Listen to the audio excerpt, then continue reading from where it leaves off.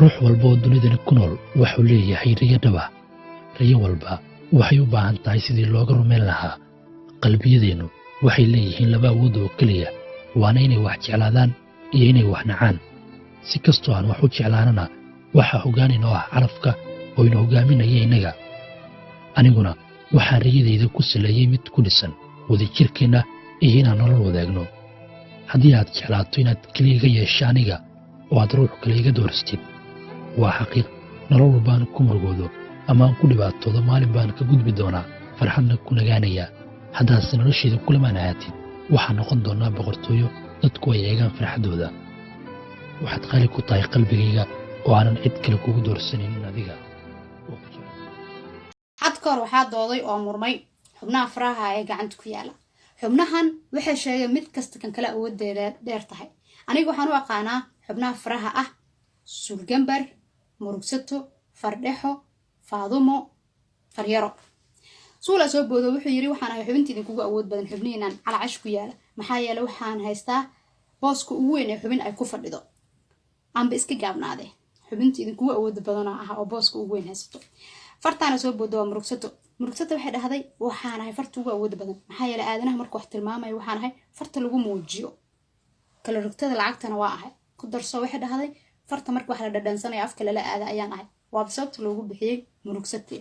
fartaan dhexe soo booday waxay dhahday ani waa idinkugu dheerahay, waa sababta idinkaga awood badanahay. geesahana waxa iga xiga min laba xubnood oo dhexdan ku jira, awooddaas idin dheerahay.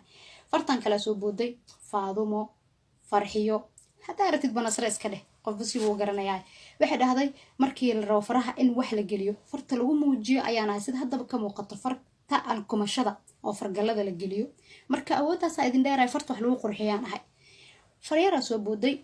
faryaro waxay tiri I have nothing to say, ma aqaani waxa sheego, awoodihiin oo dhan ma lihi, saasoo tahay waxaan ahay quruxdiina aniga la'aantay waa kala dhantaalmaysiin, foolxuma noqonaysiin. marka fartiidin qurxinaysa ayaan ahay. tani waxay ka turjumaysaa shanta Soomaaliya. shanta Soomaaliyeed ma jiro gobol kale awood dheer. gobol kasta wuxuu haysto waxa jira gobolka kale wax uu dheer yahay uu haysto.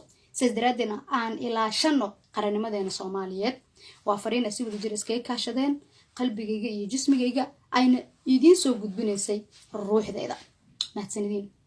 nimayo hooyuru waa taariib ku imaaday laba bari ma joogin familkayga dhay soo wacay lacag noo soo dir war lacag inta ka keen aniga laftani ka mugafi iga soo jabay wali ima kamin doonta inta soo saarnaa musbaar dabada iga gal wali iska ma bixin socodka yurub wali lama qabsan see loo socon jirta zakiika waxaas waxa iga daran gabadha ma jirtaan kaas jeclaa abuu isu dacwo kulaha naa wali kaamka ku jiraaba socodka xataa lama qabsan ma fahanti maxaa ku soo dacwa waxaaba iga sii daranbo wali baaskiil ma gadan kuwa abtiyaasha iyo qaraabo boojaa waaga afrika jooga aniga maxaa abtii dhiibaysid waraan ugu kala wada markaa sharciga la qabsado oo socodka barto oo baaskiil gataa lacag in soo diraa